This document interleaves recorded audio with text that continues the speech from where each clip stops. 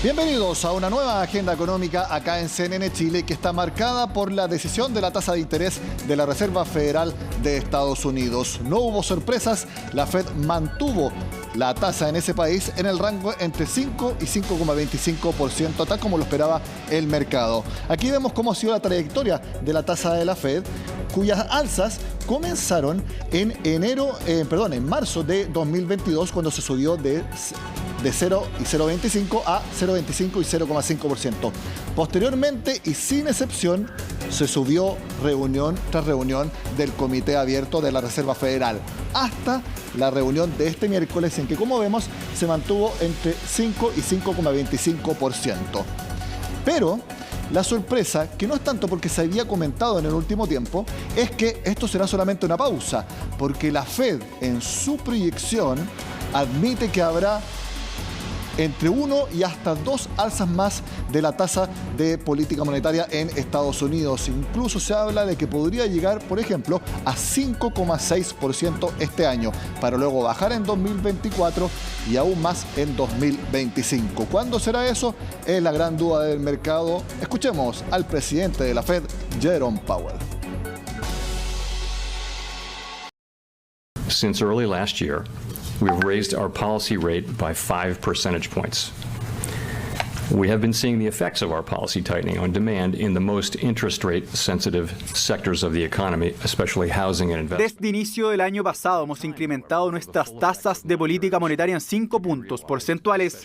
No hemos visto los efectos de nuestro endurecimiento en la política monetaria en algunos de los sectores más sensibles a las tasas de la economía, como la vivienda o la inversión. Tomará tiempo, sin embargo, para ver todos los efectos que tendrá el aumento de las tasas, especialmente en la inflación. In light of how far we've come in tightening policy, a la luz de cuán lejos hemos llegado en términos de restringir la política monetaria, el comité ha decidido en esta reunión mantener el rango de política monetaria en 5 a 5,25%. Casi todos los miembros del comité piensan que nuevas alzas serán apropiadas en algún punto más adelante del año, pero en esta reunión, considerando cuán rápido hemos avanzado, consideramos prudente que la tasa se mantenga constante para permitir al comité reunir información adicional sobre las implicancias de esta política monetaria. far and how fast we've moved, we judged it prudent to hold the target range steady to allow the committee to assess additional information and its implications for monetary policy.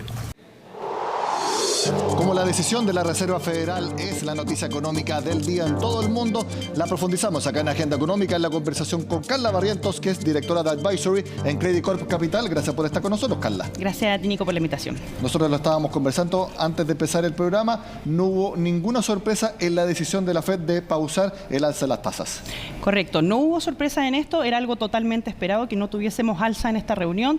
Se mantuvo el rango de la tasa de política monetaria de la Fed en 5 y 5,25.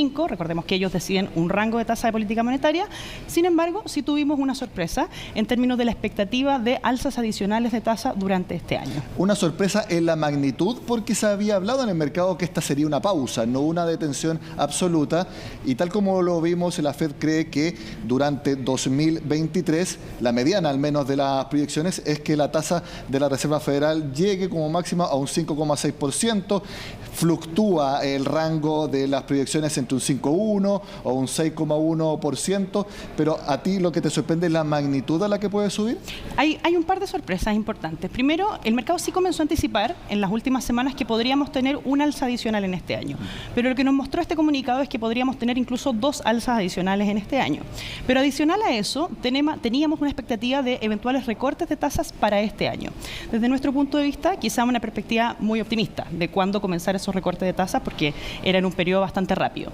Eso, la verdad es que después del comunicado, la entrevista posterior queda, yo diría que bastante más descartado para este año, para el 2023, porque estamos hablando de 2 alzas adicionales, y ya tendríamos que, de cara al 2024, eventualmente poder ver algún tipo de recortes. Exacto, y 2025 para llegar a un 2,5%, que es el límite del horizonte de proyección de la Fed. Exactamente. Hay otro elemento también que es relevante. La Fed aumentó la expectativa de crecimiento económico para el cierre de este año.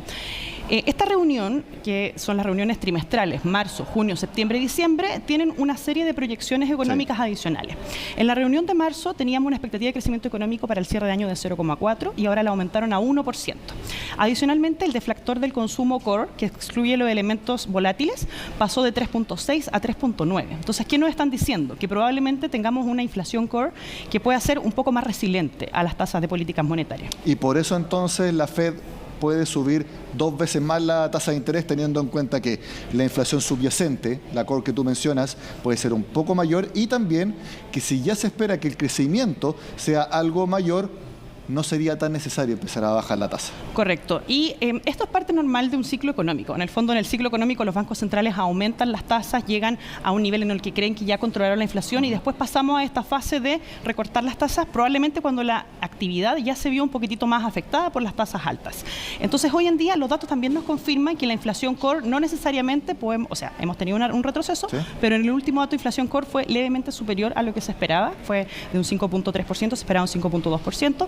Por lo tanto, yo te diría de que conversa el discurso que nos ha dado la Fed con los mismos datos que hemos estado viendo en el mercado. ¿Y cómo conversa la decisión y las proyecciones de la Fed con lo que va a hacer el Banco Central acá en nuestro país? Es un dato que va a empezar a bajar la tasa de interés, la mayoría apuesta que en julio, aunque podría darse una sorpresa la próxima semana, es menor probabilidad, pero no está descartado. Con la decisión de hoy, ese panorama, ese escenario que se vislumbra, ¿sigue igual? Mira, el ciclo de alzas de tasa en Chile comenzó bastante antes que en el caso de la Reserva Federal. Entonces, hemos tenido ritmos de ciclo económicos que han sido un poco distintos. En Chile comenzamos la segunda mitad del 2021 con las alzas de tasa y en el caso de Estados Unidos, sí, en marzo del 2022. Efectivamente, la mayoría del consenso de mercado espera que en julio tengamos un eventual recorte, no en junio, que es la reunión que tenemos la próxima semana. Algunos lo esperan para septiembre. Mira, quizás podemos en el fondo tener alguna especie de perspectiva de que se pueda trasposar un poquito más hacia septiembre, pero sin duda alguna estamos esperando recortes en el caso de Chile, porque aquí también hemos tenido datos inflacionarios que nos han confirmado retrocesos. Por lo tanto, en Chile sí tenemos este elemento que no sabemos tampoco el timing exacto, pero probablemente la dirección va hacia el recorte más que a alzas adicionales, a diferencia de Estados Unidos. Lo hemos hablado durante toda la semana en el programa. Las consultas de los clientes a ustedes han aumentado no solamente desde el lunes, que es un día en que los clientes, como vienen en el fin de semana, están más inquietos, quieren preguntar, sino que desde antes, con los datos de IPC y cuando ya se empezó a hablar ya más concretamente de esta baja de tasa. ¿Qué es lo que le están preguntando y qué les están diciendo ustedes? Mira, efectivamente yo te diría que hemos visto una inversión importante en los depósitos a plazo. Yo creo que esto es bastante consenso a nivel de todo tipo de clientes. Sin duda alguna, el hecho de que empecemos a transitar en estas proyecciones de recortes de tasas va a ir disminuyendo la tasa de depósitos que vamos a poder capturar como personas que ahorramos. Si tenemos una tasa de depósito al 0,92 hoy en día y esto va venciendo, en cada vencimiento nos vamos a poder ir enganchando a tasas más bajas, porque va a tener correlación con la tasa de política monetaria. Entonces, dado eso, nosotros creemos que hoy en día es un ambiente propicio para que comencemos a evaluar de nuevo alternativas más enfocadas en el mediano plazo, tanto en el caso de la renta fija, como también algunas más enfocadas en renta variable, para poder construir portafolios que sean un poquito más estructurales de mediano y de largo plazo. Depósito a plazo, todavía no se ha visto esa menor rentabilidad. Por ejemplo, si uno se mete a un banco o a otros administradores de fondos en que les dicen la rentabilidad esperada, ¿no se ha visto todavía esa menor rentabilidad por la expectativa de que baje la tasa? Depende del plazo. A 30 días yo te diría que estamos bastante similares. No es que lo hayamos visto en plazos más cortos. Si tú miras los depósitos a 365 días, en el fondo a un año plazo, eso sí ya ha tenido un nivel de retroceso. Estábamos a niveles en torno al 10% de aquí a un año más y hoy en día estamos, si es que lo tomamos en ese plazo, a algo más cercano al 9,5%. Por lo tanto, sí ya hay un retroceso. Y si alguien quiere entonces seguir con depósito a plazo, tiene que ser a tramos cortos. A tramos cortos. Y el tema es que el tramo corto te va a obligar en el fondo a cada vez tener que tomar un nuevo depósito cuando va venciendo ese plazo. Y ese nuevo depósito va a ser a esta tasa más baja. ¿Entrar a renta fija? Entrar a renta fija, mediano plazo, yo creo que hoy en día hace bastante sentido combinar las dos estructuras. Tenemos muchos clientes que están sobreexpuestos al depósito a plazo. Nuestra perspectiva es que comencemos a equilibrar en el fondo esa porción de la cartera. Y también entrar en renta variable. En el caso de Chile, nosotros creemos, al igual que también como probablemente lo hemos hablado con otros colegas, que tenemos una valorización que es bastante atractiva en términos de precios históricos en el IPSA y obviamente también podemos tener ciertos indicadores de percepción de incertidumbre económica o política que ha ido retrocediendo retrocediendo o indicadores de riesgo país que han ido retrocediendo y que podían mejorar el flujo a la clase activa. ¿Ya se está dando un consenso en el mercado respecto a que la valorización del IPSA está todavía baja y que es buen momento para entrar? Sí, ahora hay que tener ojo con eso, porque las valorizaciones... ¿Dónde? Exacto, las valorizaciones son un buen indicador en plazos más largos en las cuales lo evaluamos. O sea, si pensamos en unos años hacia adelante, 3, 5 años, probablemente es un súper buen punto de entrada. En el corto plazo no necesariamente la valorización va a implicar de que vamos a tener un cambio en la tendencia, va a tener que ver un poquito más con los flujos de vuelta a la clase activa. La clásica pregunta que a mí me encanta hacerle a ustedes, de un portafolio, ¿cómo lo dividimos en cuanto a porcentajes? Bueno, nosotros en general trabajamos con distintos portafolios dependiendo del perfil de riesgo. El más usado es el perfil balanceado, el clásico 60-40, pero que la verdad nosotros hemos tratado de irlo modificando un poco a incluir una clase activa adicional, que son los activos alternativos en el último tiempo. Y eso es algo que ha sido incipiente en los clientes inversionistas tradicionales. Eso sí que es largo plazo. Eso sí que es largo plazo y depende totalmente de la disposición de liquidez que tengan los clientes para invertir en ello. En la porción líquida nosotros creemos que, como te decía, tenemos que ir combinando la exposición en depósitos, bajándola, que no sea la mayor exposición de tu portafolio de renta fija, que sea la menor porción de ello. El resto creemos que hace sentido el mediano plazo, inversiones en instrumentos de menor riesgo, también en el fondo con rating crediticio superior, y en el caso de la renta variable también creemos que es importante siempre combinar tanto el mercado local como el mercado internacional. Que estemos en el mercado internacional en este contexto de fase final de ciclo no necesariamente implica de que no vamos a estar en ese mercado, probablemente tenemos que ser más selectivos en el tipo de instrumentos que tenemos que estar ahí. Carla Barrientos, Sociedad Advisory en Credit Corp, gracias por estar con nosotros en Agenda Económica. Muchas gracias a ti, Nicolás, por el espacio. Hacemos la pausa en el programa y al regreso hablamos de la sorpresiva renuncia de Andrés Ugarret a la presidencia ejecutiva de Codelco.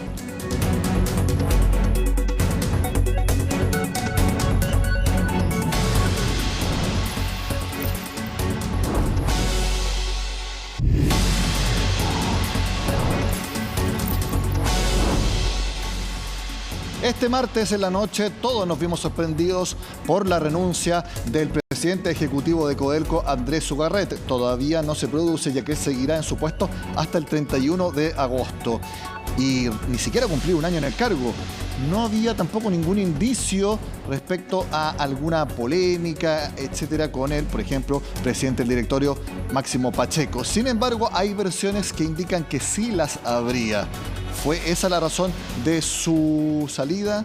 ¿O puede ser también que los resultados financieros no mejoraron de acuerdo a lo esperado? Lo vemos en el informe de Orlando Silva. Recordado por ser uno de los que lideró el rescate de los 33 mineros en la mina San José en 2010, Andrés Ugarret puso fin a su presidencia ejecutiva en Codelco, una sorpresiva renuncia, ya que no lleva ni siquiera un año en el cargo, que dejará a fines de agosto. En estos meses hemos enfrentado complejidades en los más diversos ámbitos, no solo por todo lo que implica gestionar esta empresa minera estatal en los tiempos y circunstancias actuales, sino porque, en términos personales, no ha sido fácil conciliar las exigencias del cargo con el cuidado de las demás facetas que confrontan la vida de un ser humano. Salida sorpresiva no solo por el poco tiempo en el puesto, sino también porque ocurrió en medio de un viaje a Nueva York del presidente del directorio de la estatal, Máximo Pacheco.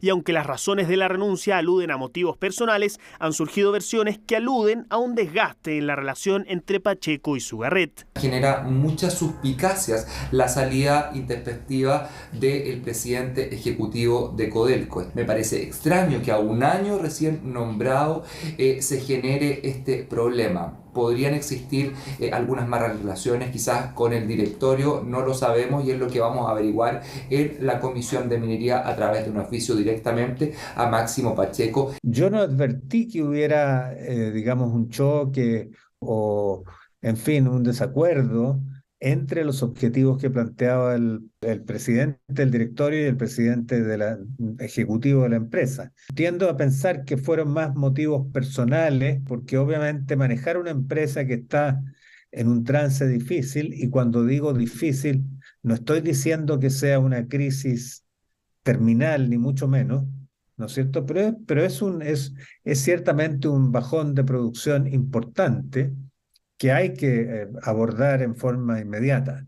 Y eso siempre es muy tomador de tiempo. Es que el momento de la minera estatal dista de sus mejores épocas, con una deuda financiera que se triplicó en 13 años, pasando de $6.346 millones en 2010 a más de 18.000 en marzo de este año. costos cada vez mayores, producción progresivamente a la baja, al igual que los ingresos hacia el fisco, que ya fueron superados por los del litio, materia en la que además se involucró la misma Codelco, encargada de liderar las conversaciones con las empresas que actualmente extraen este mineral del Salar de Atacama, SQM y Albemarle. Precisamente el proceso de tener que reforzar que Codelco es una empresa estatal, tener que defender, no frente al país, sino que frente al Parlamento, la naturaleza de una empresa estatal, la defensa que puede hacer Codelco dentro del negocio del litio, ha sido un desgaste político y sin duda que debe afectar a figuras tan importantes como esta. Codelco viene con una situación bien compleja ya hace un par de años, creo que no está a la altura de lo que una empresa estatal tiene que funcionar para nuestro país, pero aquí a Codelco le hace falta una intervención más profunda, no basta solamente con la renuncia a Sugarret, con la renuncia a Sugarret no se va a cambiar el modelo de administración que tiene Codelco, esperamos que se tomen otras medidas para poder que Codelco vuelva a ser la empresa que realmente le entregue una capitalización primero a Codelco, le entregue la utilidad al Estado, pero también se proyecta a futuro. Que el presidente no cometa un error y que acá ponga a los mejores en este caso, en este tema, porque el litio es de todos los chilenos y no un sector político, por lo tanto,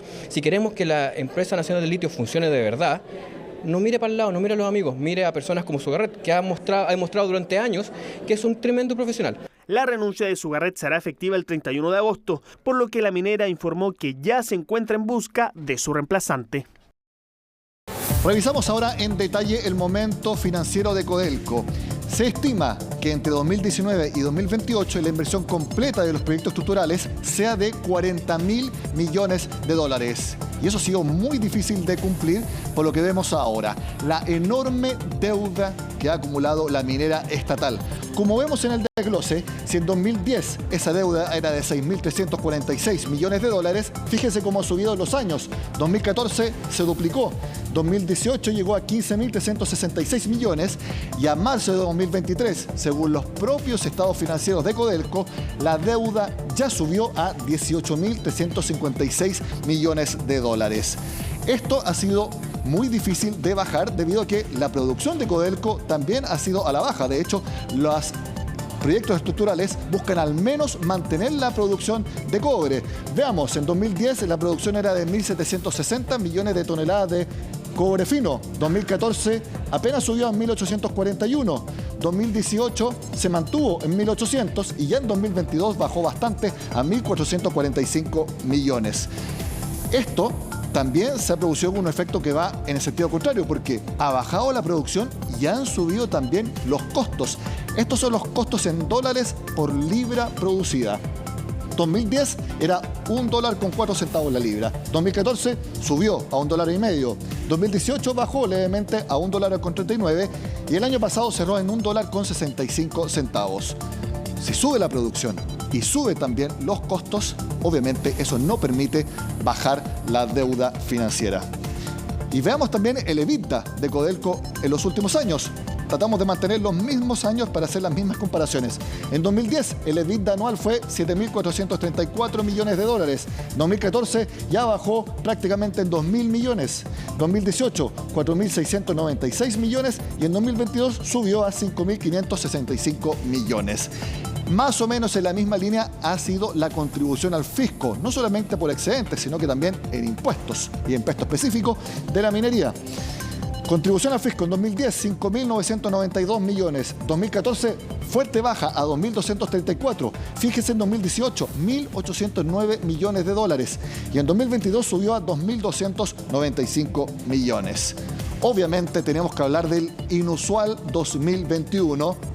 Y hablamos de inusual porque debido al fuerte aumento en el precio promedio del cobre, que estuvo cerca de los $5 la libra, todos estos números subieron, fíjense.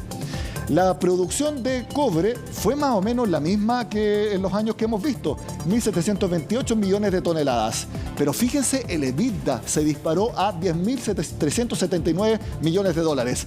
Fíjense el aporte al fisco, 5.548 millones. De ahí es lo que les decía, precio del cobre promedio, $4.22 la libra.